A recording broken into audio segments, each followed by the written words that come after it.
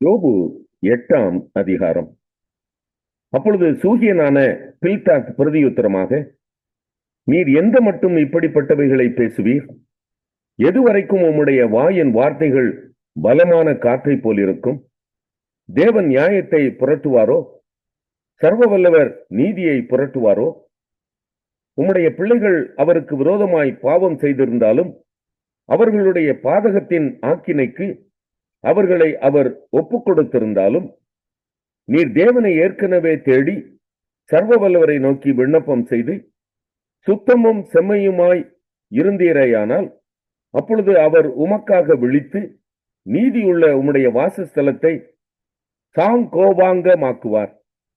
உம்முடைய துவக்கம் அற்பமாயிருந்தாலும் உம்முடைய முடிவு சம்பூரணமாயிருக்கும்.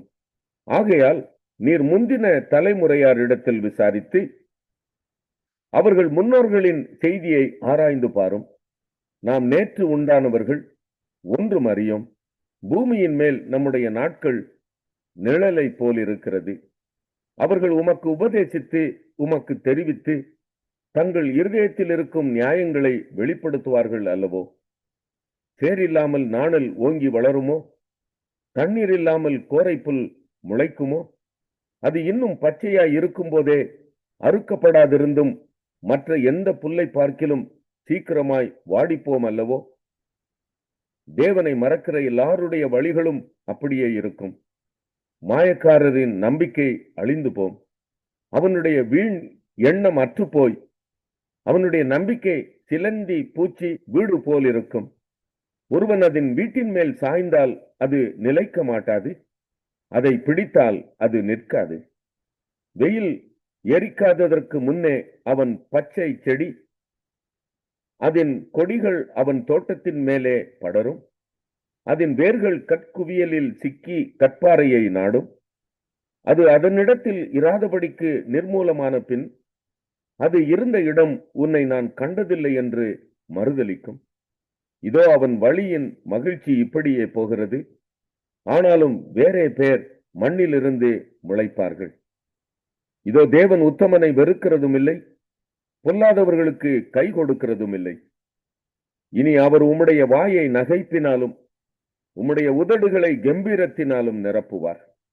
உம்மை பகைக்கிறவர்கள் வெட்கத்தால் மூடப்படுவார்கள். துன்மார்க்கருடைய மீகா 3ஆம் அதிகாரம். நான் சொன்னது, யாக்கோபின் தலைவர்களே, இஸ்ரவேல் வம்சத்து அதிபதிகளே, நியாயம் இன்னதென்று அறிவது உங்களுக்கு அல்லவோ அடுத்தது. ஆனாலும் நன்மையை வெறுத்து தீமையை விரும்பி அவர்கள் மேல் இருக்கிற அவர்களுடைய தோலையும் அவர்கள் எலும்புகள் மேல் இருக்கிற அவர்களுடைய சதையையும் பிடுங்கி என் ஜனத்தின் சதையை தின்று அவர்கள் மேல் இருக்கிற அவர்களுடைய தோலை உரிந்து கொண்டு அவர்கள் எலும்புகளை முறித்து பானையிலே போடும் வண்ணமாகவும் இறைச்சியை கொப்பரைக்குள்ளே போடும் வண்ணமாகவும் அவைகளை துண்டிக்கிறார்கள். அப்பொழுது அவர்கள் கர்த்தரை நோக்கி கூப்பிடுவார்கள். ஆனாலும் அவர்கள் தங்கள் கிரியைகளில் பொல்லாதவர்களானபடியினால் அவர் அவர்களுக்கு மறு உத்தரவு கொடாமல் தமது முகத்தை அக்காலத்திலே அவர்களுக்கு மறைத்து கொள்வார். தங்கள் பற்களினால் கடிக்கிறவர்களாயிருந்து சமாதானம் என்று சொல்லி தங்கள் வாய்க்கு உணவை கொடாதவனுக்கு விரோதமாக சண்டைக்கு ஆயத்தம் பண்ணி என் ஜனத்தை மோசம் போக்குகிற தீர்க்கதரிசிகளுக்கு விரோதமாய் கர்த்தர் சொல்லுகிறது என்னவென்றால், தரிசனம் காணக்கூடாத ராத்திரியும் குறி சொல்லக்கூடாத அந்தகாரமும் உங்களுக்கு வரும். தீர்க்கதரிசிகளின் மேல் சூரியன் அஸ்தமித்து அவர்கள் மேல் பகல் காரிருளாய் போகும். தரிசனம் பார்க்கிறவர்கள் வெட்கி குறி சொல்லுகிறவர்கள் நாணி உத்தரவு கொடுக்கிற தேவன் இல்லாததினால் அவர்கள் எல்லாரும் தங்கள் வாயை மூடுவார்கள். நானோ யாக்கோபுக்கு அவன் மீறுதலையும் இஸ்ரவேலுக்கு அவன் பாவத்தையும் அறிவிக்கும்படி கர்த்தருடைய ஆவி அருளிய பலத்தினாலும் நியாயத்தினாலும் பராக்கிரமத்தினாலும் நிரப்பப்பட்டு இருக்கிறேன். நியாயத்தை அருவருத்து செம்மையானவைகளை எல்லாம் கோணலாக்கி சீயோனை இரத்த பழியினாலும் எருசலேமை அநியாயத்தினாலும் கட்டுவிக்கிற யாக்கோபு வம்சத்து தலைவர்களே, இஸ்ரவேல் வம்சத்து அதிபதிகளே, இதை கேளுங்கள். அதன் தலைவர்கள் பரிதானத்துக்கு நியாயம் தீர்க்கிறார்கள். அதன் ஆசாரியர்கள் கூலிக்கு உபதேசிக்கிறார்கள். அதன் தீர்க்கதரிசிகள் பணத்துக்கு குறி சொல்லுகிறார்கள். ஆகிலும் அவர்கள் கர்த்தரை சார்ந்து கொண்டு, கர்த்தர் எங்கள் நடுவில் இல்லையோ, தீங்கு எங்கள் மேல் வராது என்கிறார்கள். ஆகையால் உங்கள் நிமித்தம் சீயோன் வயல் வெளியைப் போல உளப்பட்டு, எருசலேம் மண் மேடுகளாய் போம். ஆலயத்தின்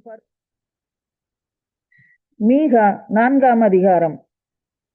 ஆனாலும் கடைசி நாட்களில் கர்த்தருடைய ஆலயமாகிய பர்வதங்களின் கொடுமுடியில் ஸ்தாபிக்கப்பட்டு மலைகளுக்கு மேலாய் உயர்த்தப்பட்டிருக்கும். எல்லா ஜாதிகளும் அதனிடத்துக்கு ஓடி வருவார்கள். திரளான ஜாதிகள் புறப்பட்டு வந்து, நாம் கர்த்தரின் பர்வதத்துக்கும் யாக்கோபின் தேவனுடைய ஆலயத்துக்கும் போவோம் வாருங்கள். அவர் தமது வழிகளை நமக்கு போதிப்பார். நாம் அவர் பாதைகளில் நடப்போம் என்பார்கள்.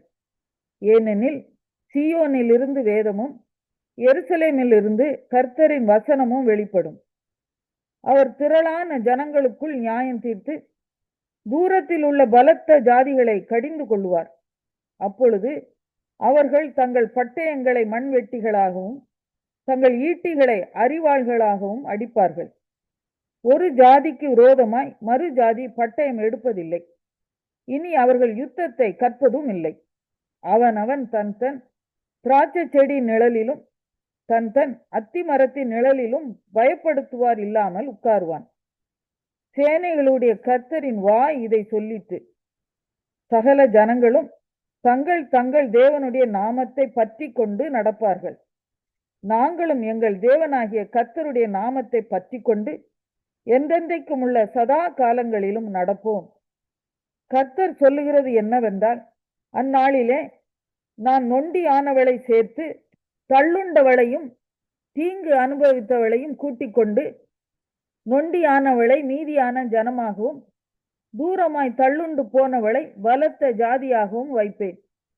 அவர்கள் பேரில் கர்த்தர் சீயோன் பர்வதத்திலே இது முதல் என்றென்றைக்கும் ராஜாவாய் இருப்பார்.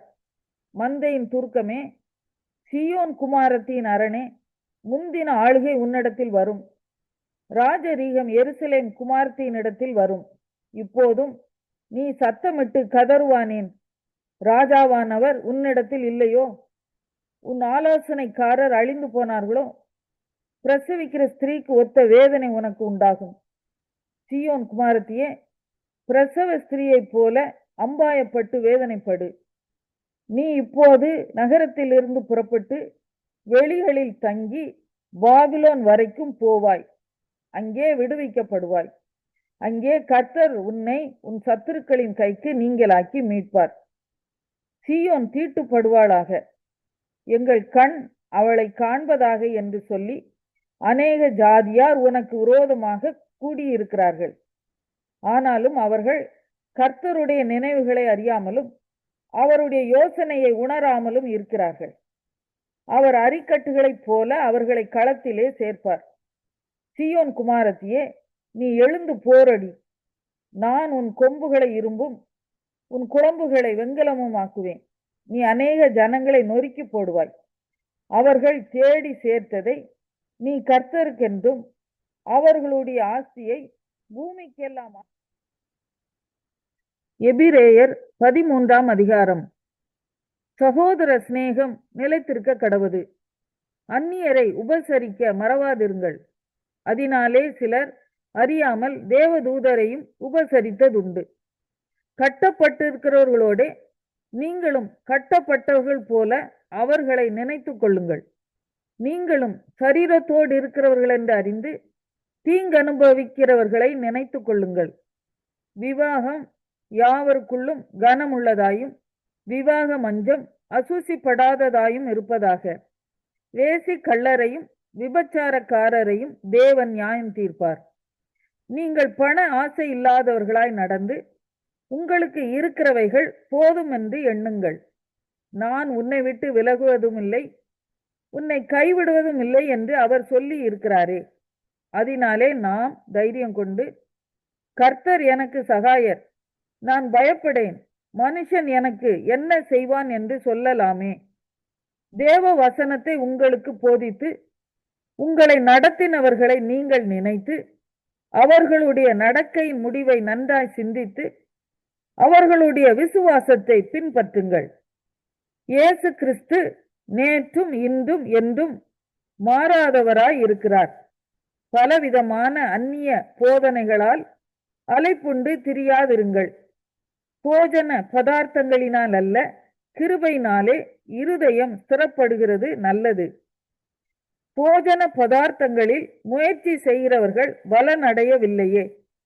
நமக்கு ஒரு பலிபீடம் உண்டு, அதற்குரியவைகளை புசிக்கிறதற்கு கூடாரத்தில் ஆராதனை செய்கிறவர்களுக்கு அதிகாரம் இல்லை.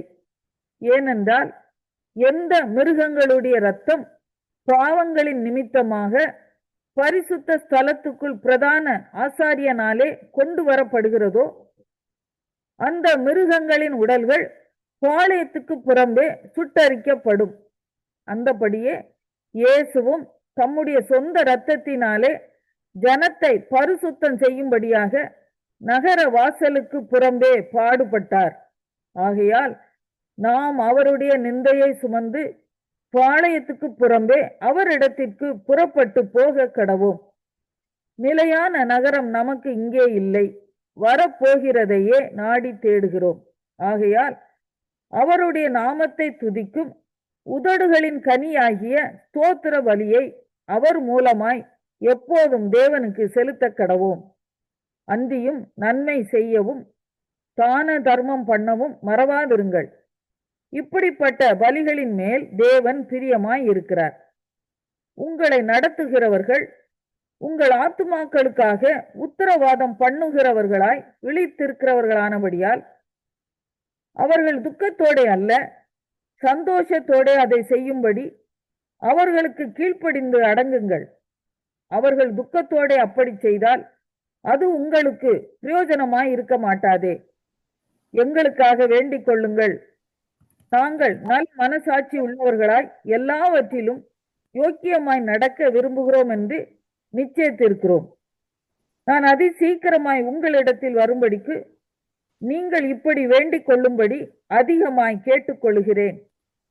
நித்திய உடன்படிக்கையின் இரத்தத்தினாலே ஆடுகளுடைய பெரிய மேய்ப்பரான நம்முடைய கர்த்தராகிய இயேசுவை மரித்தோரிலிருந்து ஏறி வர பண்ணின சமாதானத்தின் தேவன் இயேசு கிறிஸ்துவை கொண்டு தமக்கு முன்பாக பிரியமானதை உங்களில் நடப்பித்து நீங்கள் தம்முடைய சித்தத்தின்படி செய்ய உங்களை சகலவித நற்கிரியையிலும் சீர் பொருந்தினவர்களாக்குவாராக. அவருக்கு என்றென்றைக்கும் மகிமை உண்டாவதாக. ஆமேன். சகோதரரே, நான் சுருக்கமாய் உங்களுக்கு எழுதின இந்த புத்திமதியான வார்த்தைகளை நீங்கள் பொறுமையாய் ஏற்றுக்கொள்ளும்படி வேண்டிக் கொள்கிறேன். சகோதரனாகிய தீமோத்தேயு விடுதலையாக்கப்பட்டான் என்று அறிவீர்களாக. அவன் சீக்கிரமாய் வந்தால் அவனுடனே கூட நான் வந்து உங்களை காண்பேன். உங்களை நடத்துகிறவர்களையும்